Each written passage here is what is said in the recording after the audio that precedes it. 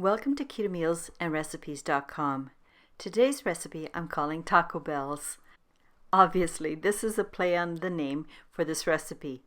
But regardless of what you actually call or name these stuffed bell peppers, they are an amazing combination of sweet and spicy Mexican tastes. With this recipe, you can enjoy the very flavorful Mexican taco ground beef, stuffed inside the sweet red bell pepper and topped with a dollop of sour cream and tasty spring onions. As I have started doing, at the end of the recipe portion, I will also explain what to do and how to store your leftovers, and what you can serve as a side dish to make a complete meal. I forgot to mention, if you're looking for a very quick weeknight meal, you'll love this recipe. And lastly, do check out my end links. I select them based on the recipe I'm posting and things that you might find interesting and helpful if you like this recipe. So keep watching. Now, the macronutrient ratio for the Keto Taco Bells is 1.8 to 1, with 9.8 grams of total carbs, 2.5 grams of dietary fiber, resulting in 7.3 grams of net carbs per serving, which, by the way, is 1/2 of one stuffed bell pepper. To make this recipe, you only need a few very simple and staple ingredients, and to make it much easier and faster, I'm going to use a very good quality store-bought salsa, and I will mention that a little bit later. Now let's get started. These Taco Bells are finished in the oven, so begin by preheating your oven to 380 degrees Fahrenheit or about 190 degrees Celsius. Next, heat a large frying pan or skillet over medium-high heat. And when you notice that your pan is hot, add the oil and then distribute the ground beef into the pan. For this recipe, I highly recommend that you use lean ground beef and not medium ground beef. Even though initially you may think that the fat ratio for medium versus lean ground beef is better, what you'll find is that with the medium ground beef, a lot of the fat melts and comes away as a liquid. And in order not to have the Taco Bells very greasy, you'll drain most of it away anyway. So my tip is, do get the lean ground beef. By using the lean ground beef, I ensure that I have a good amount of protein, and if I need a little bit more fat, I can always add that anyway. One more cooking tip. I would like to mention that whenever you're cooking meat, whether it's ground beef, roast, chicken, fish, anything, it doesn't matter, make sure that it's at room temperature. The reason is because the longer you cook a meat, the more water evaporates from the tissues and it shrinks. So if you start with a room temperature meat, it'll cook faster and you'll get less evaporation, so therefore you'll lose less of the meat volume. Now getting back to the ground beef in our pan, cook until the meat is completely browned and cooked all the way through. At this point, sprinkle the taco seasoning over the meat and toss well to combine with the meat. And to this mixture, also add your medium or mild salsa.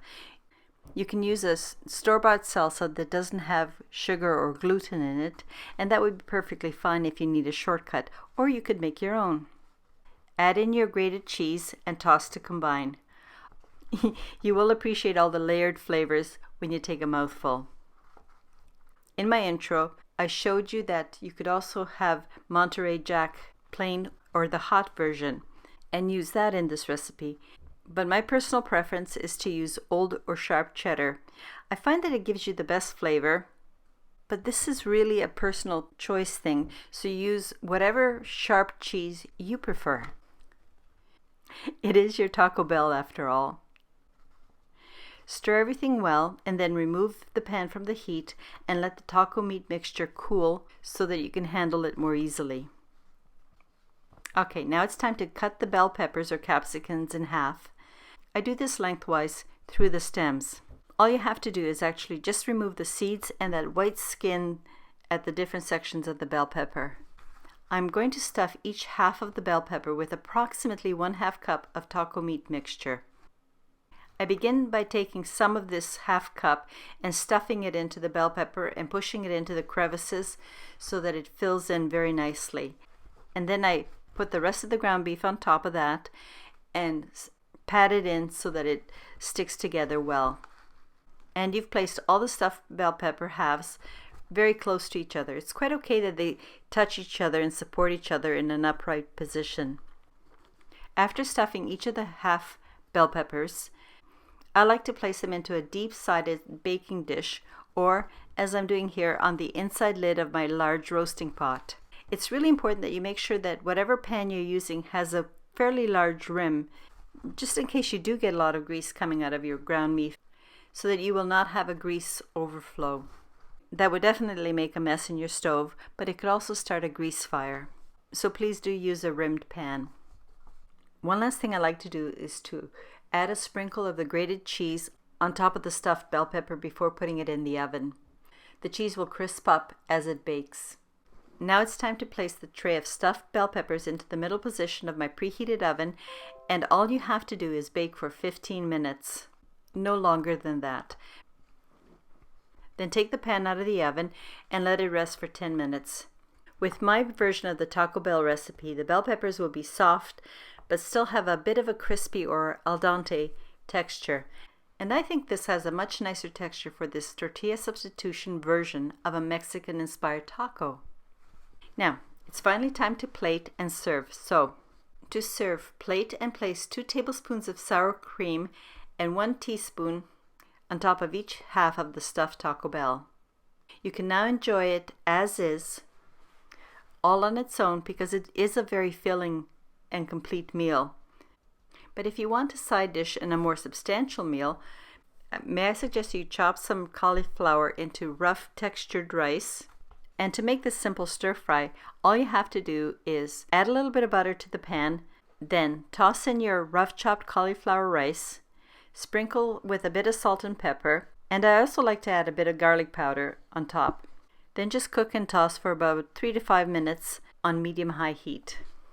Because what you're doing is cooking the cauliflower so it still has a bit of crispiness to it, but not a mushy, soft cauliflower texture. And if I'm making this as a whole meal, I would add 1 cup of this cauliflower rice with my Taco Bell. And I find that this combination is a very satisfying and hearty dinner. However, if you don't want to make cauliflower rice, a really good alternative, and it's also lower carb, just serve it with a mixed green salad with a simple oil and vinegar dressing. Now this is how you save your leftovers. After having your meal, store the extra leftovers. If you plan on eating them in the next few days, put them into a glass container, either with an airtight lid or cover with cling wrap. They will stay in your fridge for about 5 days, and they can be easily reheated. The great thing about this recipe is that these baked taco stuffed bell peppers or capsicums can be frozen, and they will keep very well in an airtight container in your freezer for many weeks.